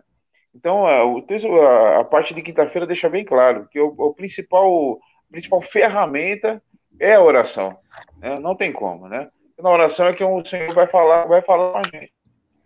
O Tagle citou bem aí os nossos pioneiros, realmente no livro lá, o Primeiros Escritos, ele... ali a irmã White deixa bem claro como é que eram resolvidos os problemas ali bíblicos, né, na época dela, com muita oração, né, passando às vezes a noite, a madrugada inteira em oração para poder entender esse ponto ou aquele, né, e olha o que né? Então a gente deixa o Senhor conduzir a gente quando nós fazemos isso, nos conduzir Amém. Quando fazemos isso. Amém. Bom, Valdomiro? Então, é isso mesmo, eu concordo com os irmãos que estão falando, realmente é isso, e olha só que interessante aqui, ó, Este Dia com Deus, 1980, página 148, está ali no segundo parágrafo dos comentários da lição de quinta-feira, e a serva de Deus diz assim: a palavra de Deus não é compreendida pela metade. Se todo indivíduo proclamasse um jejum para si mesmo, estudando a palavra de Deus com fervorosa oração e lendo somente os livros que o ajudassem a obter mais clara compreensão da palavra, o povo de Deus teria muito mais saúde e forças espirituais, muito mais conhecimento e compreensão espirituais do que revela agora. Precisamos buscar a Deus para que o consideremos precioso à nossa alma. Amém. Olha só, precisamos retê-lo como nosso hóspede e companheiro permanente, jamais nos separando dele. Lembram de Jacó agarrado? Eu não vou deixar o Senhor ir. Essa oração. Eu não vou sair daqui, Senhor. Estou de joelhos diante do Senhor, até que o Senhor não me der a compreensão dessa questão, até que o Senhor não realmente mostrar na tua palavra um caminho a seguir à luz, Senhor. Ser um com Cristo em Deus é o privilégio de toda pessoa disso. Mas, para fazer isso, precisamos ser mansos e humildes, dóceis e obedientes. Amém. Não faremos parte daqueles que se ocupam em obter, por meio de fervorosa oração e fiel aprendizado, a fé que opera pelo amor e purifica a alma? Será que não faremos parte disso? E aí ela continua lá em Mensagens Escolhidas, volume 1, página 116, penúltimo parágrafo dos comentários da lição de quinta-feira, diz assim: a oração é necessária na vida doméstica, na vida da igreja, na vida missionária.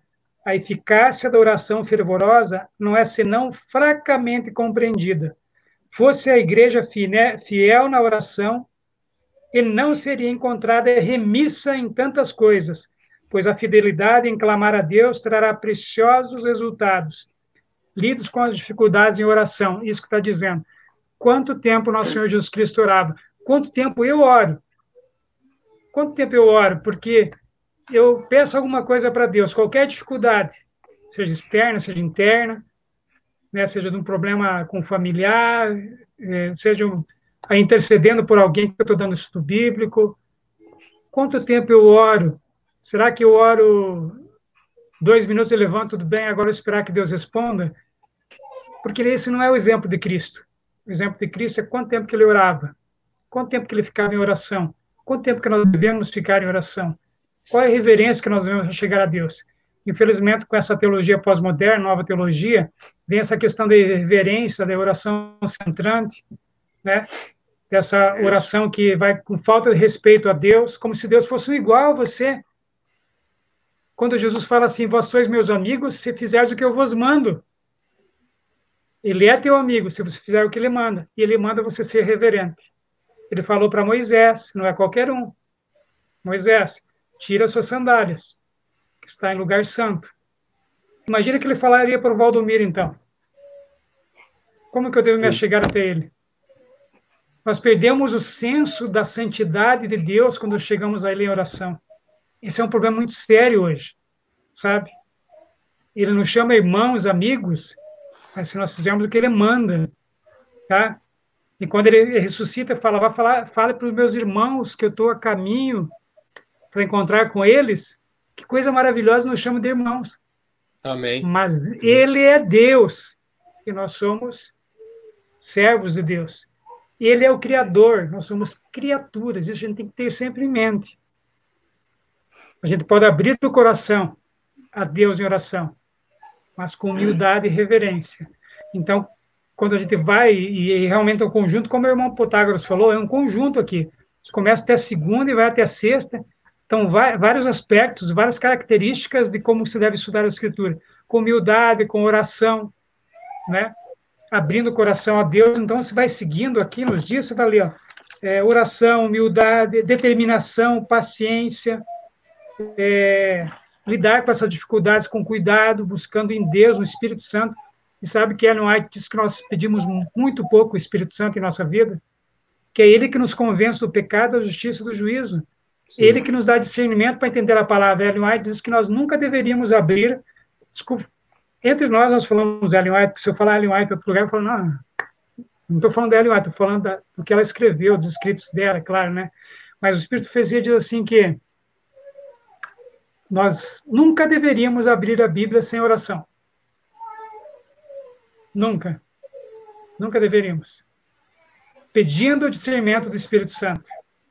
Porque senão outro Espírito pode nos guiar, como nós já lemos, pode de profecia. Quer dizer que outro Espírito pode me guiar, estudar a Bíblia de profecia? Sim. Isso é muito sério. Sim. É verdade. Amém. Eu vou ler um texto aqui da sexta-feira e nós damos as considerações finais aí. Ó. É o primeiro, segundo, terceiro parágrafo do Caminho a Cristo, página 111. Diz assim, ó.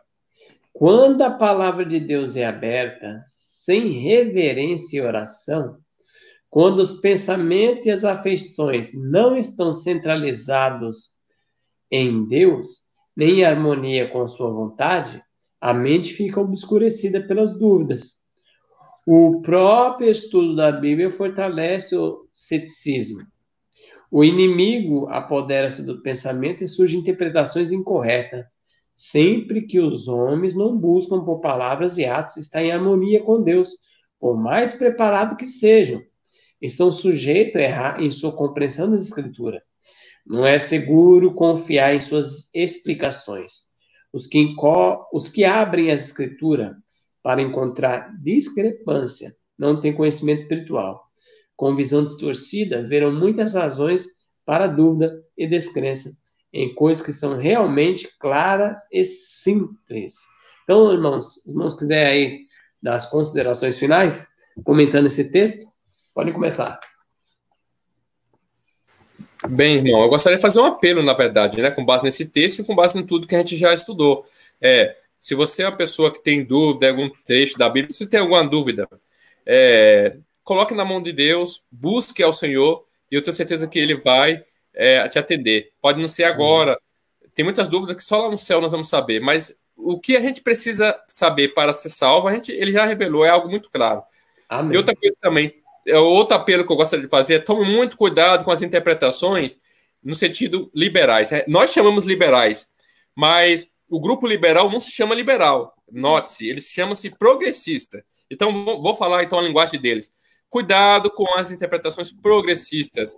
Né? Se você estudar a palavra de Deus, você vai ver que a Bíblia é ela chama muito a conservador, não conservadorismo no sentido político, mas conservadorismo no sentido assim, de vida mesmo, não é? E outra coisa que eu gostaria que vocês atentassem é o fator histórico. O povo de Deus no passado, eles eram levados para a arena para ser comido por leões por questões pequenas. Não é só porque eles amavam a Jesus e levavam eles para a arena, não. Os imperadores romanos deixavam eles amar a Jesus. Mas o problema é que os imperadores falavam, não, só ajoelhe um pouquinho diante da imagem, não, só mude um pouquinho no seu costume, que a gente deixa você amar o Jesus de você. O Policarpo, leia a história de Policarpo.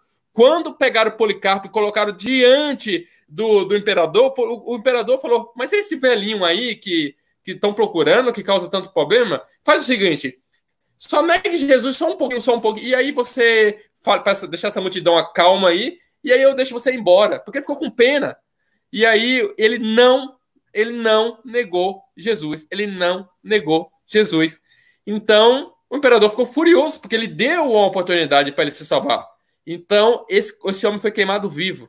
Irmãos, se esses homens do passado, eles não abriram mão de uma vírgula, e eles perderam a sua vida por causa de uma vírgula para ser fiel ao Senhor, quem somos nós para abrir interpretações hoje, interpretações novas, que contradiz toda a história do cristianismo, interpretações que contradizem a nova teologia, ela contradiz toda a história de homens fiéis que eram mortos na fogueira, por causa dessas vírgulas, vamos dizer assim, que não abriam mão de um tio. E hoje abre essa nova teologia, chamada de progressista, não é? Para abrir mão, dizer que não é nada a ver, que nós somos salvos pela graça, mas eles também no passado eram salvos pela graça e foram levados para a arena dos leões, não é? Então, tomem cuidado com essas interpretações progressistas, essas interpretações leves, rasas, vamos dizer assim, né, que não satisfaz a alma, não é, que faz a gente viver no que nós estamos vivendo, o que o adventismo está vivendo hoje, infelizmente, não é? Tome cuidado com isso. Busca o Senhor de coração e Ele vai te levar aquilo que é, irmão White, aquela meditação que o título é Nossa Alta Vocação. A alta vocação é isso, é viver nas pegadas de Cristo. Amém. Mais alguém quer dar uma colocação final? Eu queria falar, o adventismo hoje, ele está muito antropocentrista, né? Está muito focado no eu, e não em Deus, né? Está focado no eu, não em Deus.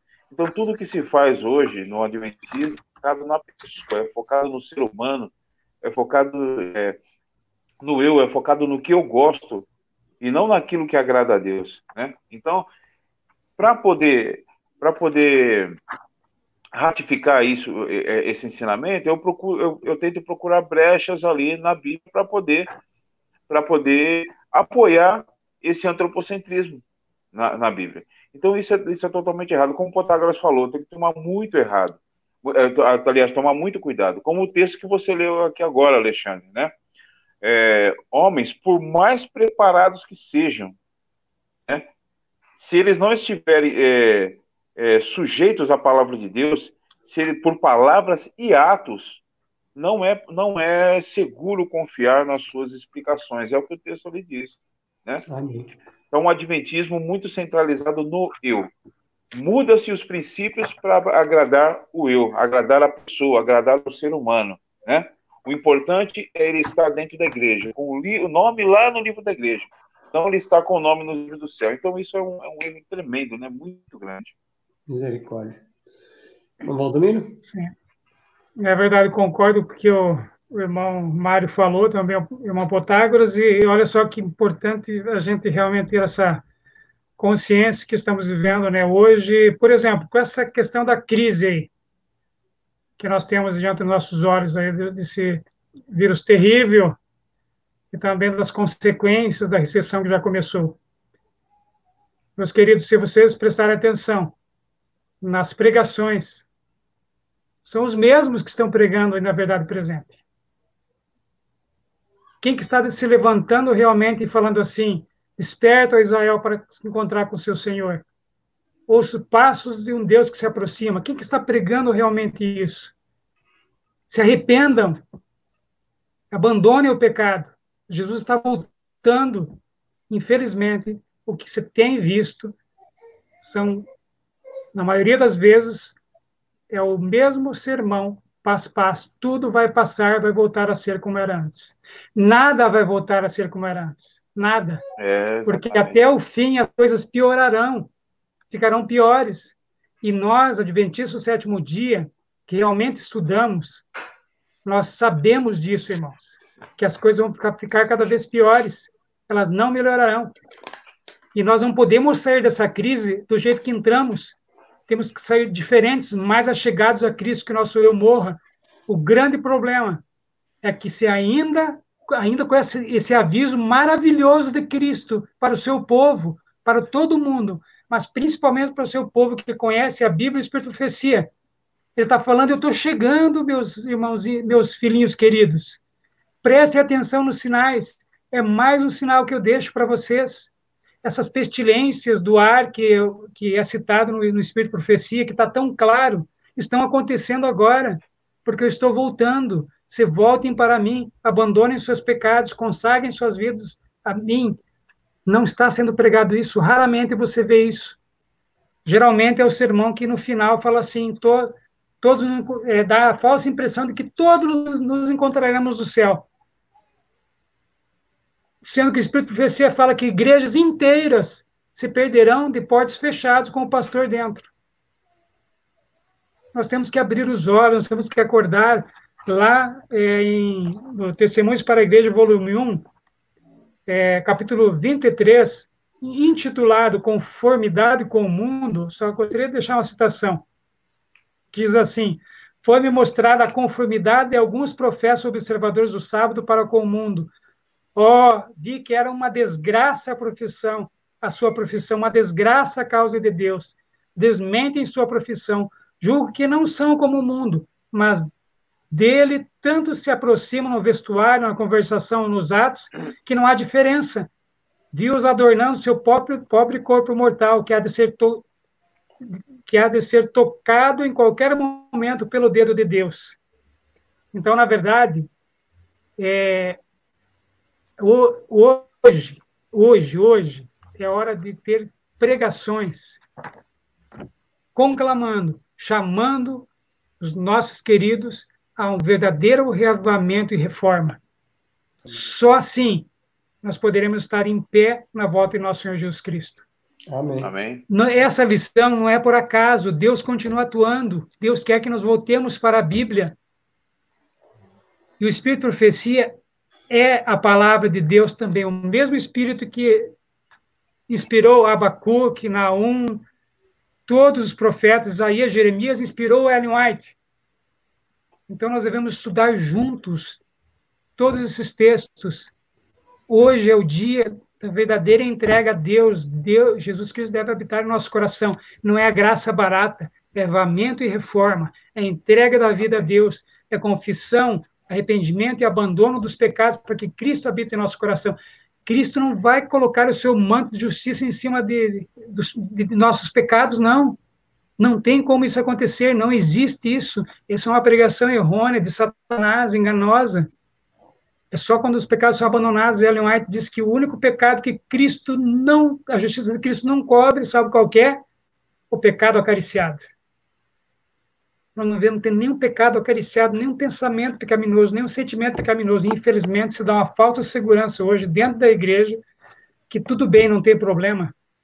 Sendo que Parábolas de Jesus, página 69, diz que quando o caráter de Cristo se refletir perfeitamente em sua igreja, então ele voltará para reclamá-los como seus. Há uma condição aqui. Há uma condição, é condicional. A igreja não pode estar de qualquer maneira. Para ele vai voltar e vai buscar a igreja. Todos estaremos no céu. Não é assim. Quando o caráter de Cristo, temos que estudar o caráter de Cristo. Na Bíblia Sagrada, desejado a todas as nações, maravilhoso. Se refletir perfeitamente, não pela metade. Então, ele fará o quê? Ele virá para reclamá-los como seu. Que esperança Amém. Maravilhosa, mas precisa de um reavivamento, de uma reforma. Amém. Que Deus nos ajude mesmo, irmãos, a levar as 3 mensagens angélicas nesse fim dos tempos agora. Amém. Principalmente Amém. A terceira, é época da gente pregar isso. Que Deus nos capacite. Amém? Amém. Glórias a Deus, Amém. Deus seja louvado. Amém. Então, irmãos, lidando com passagens bíblicas difíceis, então nós temos que ter abordagem sincera, cuidadosa, determinação, paciência, ser humilde e com o espírito de oração. Se você gostou dessa mensagem, compartilhe com os irmãos, clica no sininho para receber novas notificações e se inscreva se você não é inscrito no nosso canal. Ore por nós, em nome de Jesus, para que esse canal cresça e a mensagem presente seja pregada a todo mundo. Louvado seja Deus. Amém. Se você tiver condições, o irmão Valdomiro agora vai fazer uma oração, tá bom? Louvado seja Deus. Santo e eterno Deus, que nos céus habitas, Pai querido, todas as honras e glórias sejam dadas a teu santo nome. Amém. Estamos aqui, Senhor, para abrir nosso coração ao Senhor e dizer que, por favor, Senhor, que as suas promessas se cumpram em nossas vidas. Todas as promessas que tem na tua santa palavra, seja na Bíblia Sagrada ou Espírito de Profecia. Senhor Deus, que neste sábado possamos buscar ao Senhor em oração e estudo diligente da tua santa palavra. Amém. Que o Senhor abençoe Amém. A todos os queridos que estão assistindo esta recapitulação. Que todos Amém. Busquem ao Senhor com muita oração, um estudo diligente da palavra de Deus, da Bíblia Sagrada e do Espírito de Profecia, nesse fim do tempo do fim. Que o Senhor nos capacite, que o Senhor derrame ricas bênçãos sobre todos nós, derrame o Espírito Santo sobre nós, para podermos compreender o que o Senhor quer de nós, na nossa vida e na obra que o Senhor quer que nós desempenhamos agora, Pai. É em nome de nosso Senhor Jesus Cristo que lhe pedimos e lhe agradecemos. Amém, Senhor Deus. Amém. Glória a Deus. Amém. Glórias a Deus.